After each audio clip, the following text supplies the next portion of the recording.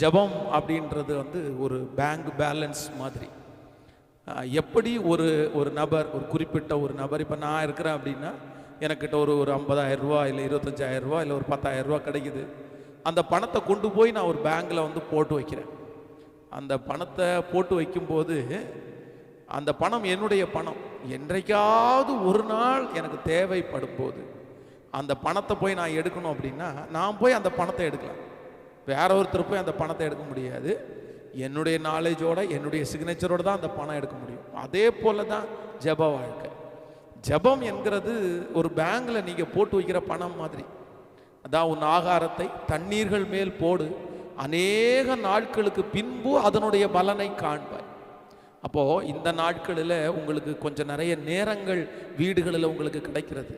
சும்மா ஏதோ ஒன்றை யோசித்து நேரங்களை வேஸ்ட் பண்ணாமல் ஜெபத்திலே ஆண்டவரோடு இருந்து நீங்கள் நிறைய பைபிள் வாசித்து அந்த மாதிரி ஸ்பிரிச்சுவலுக்காக நீங்கள் எல்லாத்தையும் சேர்த்து வச்சிட்டீங்க அப்படின்னா அது உங்கள் வாழ்க்கைக்கு ரொம்ப ஆசீர்வாதமாக இருக்கும். இந்த சேர்த்து வைக்கிறத குறித்து ஆண்டவர் வந்து அநேக இடங்களில் வந்து சொல்லிகிட்டே இருக்கிறார்.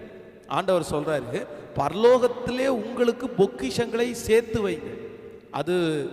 அது வந்து துரு பிடிக்காது அப்படின்னு ஆண்டவர் சொல்கிறார். அப்போது ஆண்டவருடைய பிள்ளைகள் சேர்த்து வைக்க வேண்டும் என்று ஆண்டவர் விரும்புகிறார். அப்போ இந்த காலங்களை ஆண்டவர், இந்த ஃப்ரீ டைமை எதுக்கு ஆண்டவர் கொடுத்துருக்கிறார் அப்படின்னா, நான் என்ன விசுவாசிக்கிறேன் அப்படின்னா, நீங்கள் வந்து சேர்த்து வைக்கக்கூடிய ஒரு நல்ல நேரம். இந்த ஜெபத்தெல்லாம் நீங்கள் ஜெபம் பண்ணி அது உங்கள் சமூகத்தில், ஆண்டவர் சமூகத்தில் அப்படியே இருக்கும். நமக்கு அநேக நாட்களுக்கு பின்பு தேவைப்படும் போது அதனுடைய பலனை நாம் பார்க்க போகிறோம். எத்தனை பேர் விசுவாசிக்கிறீர்கள்? ஆமென்.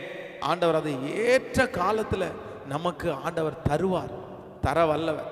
அது நமக்கு கிரியை செய்யும். எந்தெந்த நேரத்திற்கு அந்த ஜெபம் நமக்கு பலன் கொடுக்குமோ அந்த நேரத்தில் பலன் கொடுக்கும். அதனால தான் ஆண்டவர் சீசர்களை பார்த்து சொல்லும்போது கூட என்ன சொல்றாரு அப்படின்னா, நீங்கள் சோதனைக்கு உட்படாதபடி விழித்திருந்து ஜெபம் பண்ணுங்கள். மாமிசமோ பலவீனம் உள்ளது, ஆனால் ஆவியோ உற்சாகம் உள்ளது. நீங்கள் சோதனைக்கு உட்படாதபடி விழித்திருந்து ஜெபம் பண்ணி.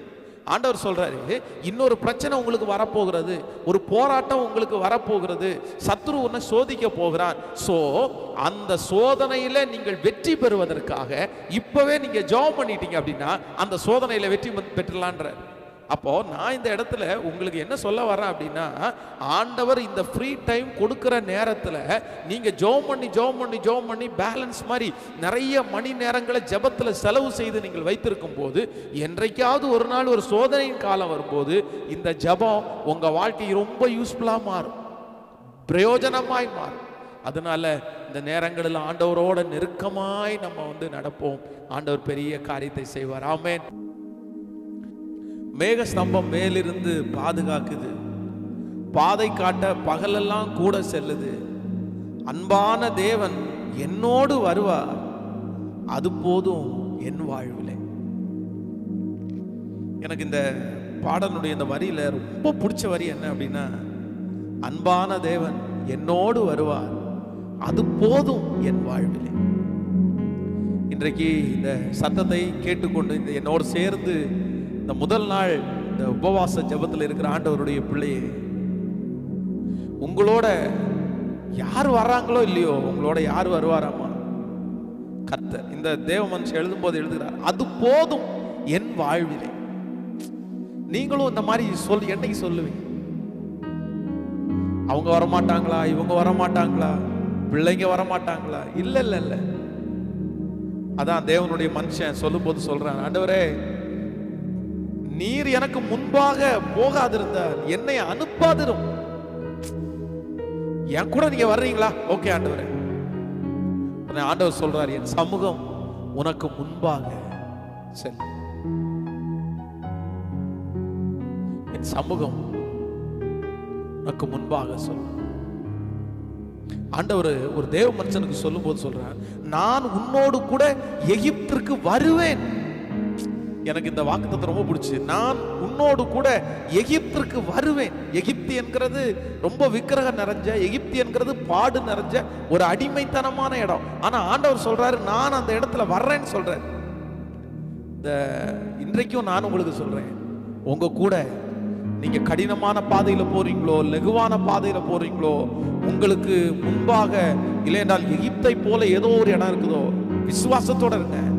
உங்க கூட வர்றதற்கு யாருமே இல்லைனாலும் உங்க கூட கர்த்தர் வருவதற்கு இருக்கிறார். உங்க கூட கர்த்தர் வருவார். அவர் உங்களை விட்டு விலகவும் மாட்டார், உங்களை கைவிடவும் மாட்டார். ஆமென். அநேகருக்கு முன்னாடி நான் ஒன்றும் இல்லாதவன் அப்படின்னு உங்களுக்கு யாருக்குமே அதான் இன்ஃபீரியாரிட்டி காம்ப்ளெக்ஸ் தேவையே இல்லை. யாருக்குமே தேவையே இல்லை. ஒரு உண்மையான ஒரு தேவனுடைய பிள்ளையினுடைய வாழ்க்கையில அந்த இன்ஃபீரியாரிட்டி காம்ப்ளெக்ஸ்ன்றது வரக்கூடாது. கண்டிப்பா வரக்கூடாது. தன்னை குறித்து தாழ்வாக நினைச்சிடக்கூடாது. நீங்க நமக்கு தாழ்மை இருக்கணும், ஆனா தாழ்வு மனப்பான்மை இருந்துடக்கூடாது. ஆனா நிறைய தேவனுடைய பிள்ளைகளுக்கு பாத்தீங்கன்னா இன்ஃபீரியாரிட்டி காம்ப்ளெக்ஸ் அப்படின்னா தன்னை குறித்து ரொம்ப தாழ்வா நினைக்கிறாங்க. நான் ஒன்றும் இல்லை, எனக்கு பணம் இல்லை, எனக்கு படிப்பு இல்லை, எனக்கு பேக்ரவுண்ட் இல்லை, நான் அழகு இல்லை. இல்லை இல்லை இல்லை ஆண்டவருடைய பிள்ளைகளே, ஒன்று நினைத்து கொள்ளுங்கள். அழகோ பணமோ இருக்கிறதுனால ஒரு மனுஷன் ஒரு பாசிட்டிவா யோசிக்கணும்னு அவசியம் கிடையாது. நான் நம்புறேன், நீங்க ஏன் அப்படி யோசிக்க வேண்டாம்னா, உங்களை குறித்து குறைவா ஏன் பேச வேண்டாம்னா, ஒன்றே ஒன்று நீங்க நினைத்துக் கொள்ளுங்கள், உங்க கூட கர்த்தர் இருக்கிறார். அழகை விட மேலானவர், அறிவை விட மேலானவர், பணத்தை விட மேலானவர், இந்த உலகத்திலே இருக்கிறவனை விட உங்களுக்குள்ளே இருக்கிறவர் பெரியவர். ஸோ ஒரு தேவனுடைய பிள்ளை எந்த மனுஷனுக்கு முன்னாடியும் நீங்க உங்களே தாழ்வா நினைச்சிட்டு நிற்க கூடாது. ஆண்டவர் என்ன மேன்மையா வச்சிருக்கிறார். இந்த உலகத்திலே அடைய வேண்டிய பெரிய ஆசீர்வாதத்தை ஆண்டவரை நான் அடைஞ்சிட்டேன், ஸ்தோத்திரம்னு சொல்லுங்க. அது உங்களுக்கு ஆசீர்வாதமா இருக்கும். ஆமென்.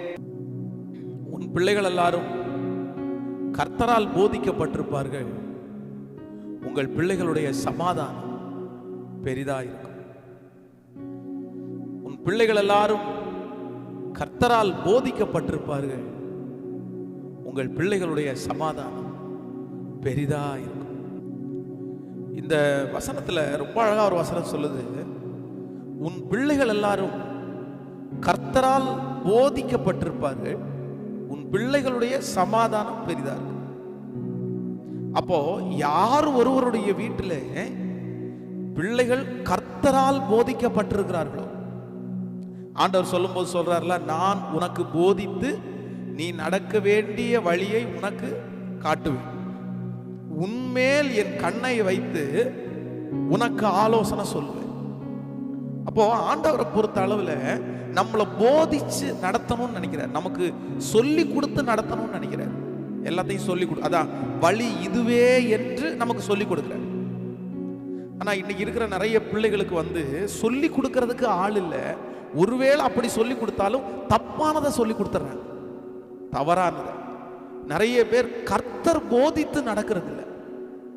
நம்முடைய பிள்ளைகள், நம்முடைய குடும்பத்தில் இருக்கிறவங்க நிறைய பேர் மனம் போன போக்கில் நடக்கிறாங்க. அவங்களுக்கு பிடிச்சது மாதிரி, அவங்களுக்கு தெரிஞ்சது மாதிரி நடக்கிறாங்களே தவிர, இல்லைன்னா யாரையோ ஒருத்தர் மனிதர்களை முன்னாடி நடக்கிறாங்களே தவிர கர்த்தர் நடத்தல அவங்கள. ஆனால ஒரு ஜெப குறிப்பு எதுக்காக ஜெபிக்கணும்னா, நம்ம குடும்பத்தில் இருக்கிற எல்லாரையுமே யார் நடத்தணும்னா கர்த்தர் நடத்தணும். ஆண்டவரே, என் பிள்ளைய நீங்க நடத்தணும்பா, என் பிள்ளைக்கு நீங்க சொல்லி கொடுக்கணும், என் பிள்ளைக்கு நீங்க போதிச்சிருங்க. நம்ம இந்த ஜெப குறிப்புக்காக ஜெபிப்போம்னா, ஒருவேளை உங்களுடைய பிள்ளைகள் ஆண்டவருடைய சத்தத்திற்கு கீழ்ப்படியாதவர்களாய், ஆண்டவருடைய சத்தத்தை கேட்காதவர்களாய் இருந்தா கூட, எங்கேயாவது போகும்போது கரெக்டா ஆண்டவர் அவர்களுக்கு தகுந்த மாதிரி எங்கேயோ ஒரு இடத்துல கர்த்தர் பேசுவார். அதனால நம்ம ஜெபிக்க, ஆண்டவர் எங்களுடைய குடும்பம் முழுக்க இனி எங்க இஷ்டத்துக்கு நாங்க நடக்கக்கூடாது, எங்க மனம் போன போக்கில் போகக்கூடாது, நாங்க யோசிக்கிறது மாதிரி செய்யக்கூடாது. நீங்க எங்க குடும்பத்தை போதித்து நடத்துங்க, சொல்லி கொடுத்து நடத்துங்க. நம்முடைய திருச்சபைகளெல்லாம் திறக்கப்படும் போது, வாரம் ஆலயத்துக்கு போகும்போது, அடுத்த வாரத்தில் நம்ம என்ன செய்யணும்ன்றத ஆண்டவர் போதிச்சு நடத்தணும். இந்த உலகத்திலே மிகப்பெரிய சந்தோஷம் கர்த்தர் போதிச்சு நடக்கிறது. ஜெபம் பண்ணலாமா கண்ணை மூடி? அது உங்க பிள்ளைகளா இருக்கலாம், உங்க மருமக்களா இருக்கலாம், உங்க கணவனா இருக்கலாம், உங்க மனைவியா இருக்கலாம். பாஸ்டர், என் பிள்ளை மனமோன போக்குல போகுது, என் மருமகன் மனம் போன போக்குல, மருமகள் மனசுல தோன்றது மாதிரி, இல்லைன்னா ஃப்ரெண்ட்ஸ் சொல்றது மாதிரி, இல்லைன்னா சொந்தக்காரங்க யாரோ ஒருத்தர் சொல்றது மாதிரி, என் வீட்டுக்கார அம்மா மனம் போன போக்கு, தேவையில்லாத நபர்களுடைய வாயிலிருந்து எல்லாம் கேட்டு அப்படி நடக்கிறாங்க. பாஸ்டர் ஜெபம் பண்ணுவோம். தகப்பனே, தெற்கத்தி வெள்ளங்களை திருப்புவதை போல திருப்புகிற தெய்வமே, உங்க ஆலோசனைக்கு காத்திருக்கிறோம்ப்பா. தேவனுடைய மனுஷன் சொன்னது போல, சாமுவேல் தீர்க்கதரிசி சொன்னது போல, கர்த்தாவே சொல்லும், அடியேன் கேட்கிறேன். நீங்க எங்களை போதிச்சு நடத்துறதுக்கு எங்க வாழ்க்கையை ஒப்பு கொடுக்கணும் அப்பா. எங்க பிள்ளைங்க சுய இஷ்டத்துக்கு நடக்கிற பிள்ளைங்க, நண்பர்களுடைய பேச்சை கேட்டு நடக்கிற பிள்ளைங்க, உங்க பேச்சு கேட்டு நடக்கிற நாள் சீக்கிரம் வரட்டும்பா, வரட்டும்பா. பேசுங்கப்பா, நீங்க போதிச்சு நடத்துங்கப்பா. நீங்க உங்களுக்கு இஷ்டம் இல்லாத வழிகள்ல நாங்க நடக்க கூடாது, உங்களுக்கு பிரியமில்லாத பாதையில நாங்க நடக்க கூடாது ராஜா, நடக்க கூடாதப்பா. யாரோ ஒரு ஊழியக்காரரை கொண்டு பேசுங்க, ஏதோ ஒரு வார்த்தையை கொண்டு பேசுங்க, அவங்க மனசுல தோன்றது போல நடந்தா அது பள்ளத்தாக்குப்பா. தடுத்து நிறுத்துங்கப்பா. இப்பொழுது குடும்பங்களில் மனம் போன போக்குல போகிற ஒவ்வொரு பிள்ளைகளையும் தொடுவீராக, தங்கள் இஷ்டப்படி நடக்கிற பிள்ளைகளை தொடுவீராக. இப்பொழுது உம்முடைய வல்லமையின் கரம் தொட்டு உம்முடைய சத்தத்தை கேட்டு நடக்க தேவரீர் இரக்கம் செய்யும், இரக்கம் செய்யும் ஆண்டவரே, இரக்கம் செய்யும். உங்க மகிமையின் கரத்துல ஒப்பு கொடுக்கிறோம். பெரிய காரியத்தை நீர் செய்யும். இயேசுவின் மூலம் ஜெபம் எடுக்கிறோம் நல்ல பிதாவே. ஆமென், ஆமென்.